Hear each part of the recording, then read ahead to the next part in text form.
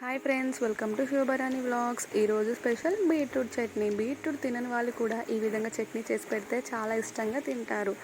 ఇది చపాతీలోకి, రైస్లోకి చాలా బాగుంటుంది.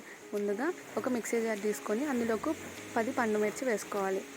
ఒక 5 వెల్లుల్లి రెబ్బలు, 1 టీ స్పూన్ జీలకర్ర, రుచికి సరిపడా సాల్ట్ అండ్ నిమ్మకాయ ఇంత సైజు చింతపండు ముందుగా నానబెట్టి వేసుకోవాలి.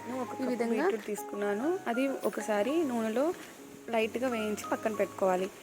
ఇలా వేయించి పెట్టుకున్న బీట్రూట్ తురుముని మనం ముందుగా మిక్సీ పెట్టిన పండు మిర్చి పేస్ట్లో వేసి ఇంకొకసారి మిక్సీ పట్టాలి ఈ విధంగా. ఆ తర్వాత బాండి పెట్టి 2 టేబుల్ స్పూన్ ఆయిల్ వేసి జీలకర్ర, మినపప్పు, ఎండుమిర్చి, అలాగే కొన్ని వెల్లుల్లి రెబ్బలు వేసి ఒక 2 మినిట్స్ వేయించుకోవాలి. ఇలా వేగిన తర్వాత మనం ముందుగానే మిక్సీ పట్టిన బీట్రూట్ చట్నీని వేసి కొంచెం దూరగా వేపుకుంటే అంతే. ఎంతో simple and tasty beetroot chutney ready. మీకు ఈ రెసిపీ నచ్చినట్టయితే లైక్ చేసి సబ్స్క్రైబ్ టు శోభారాణి వ్లాగ్స్.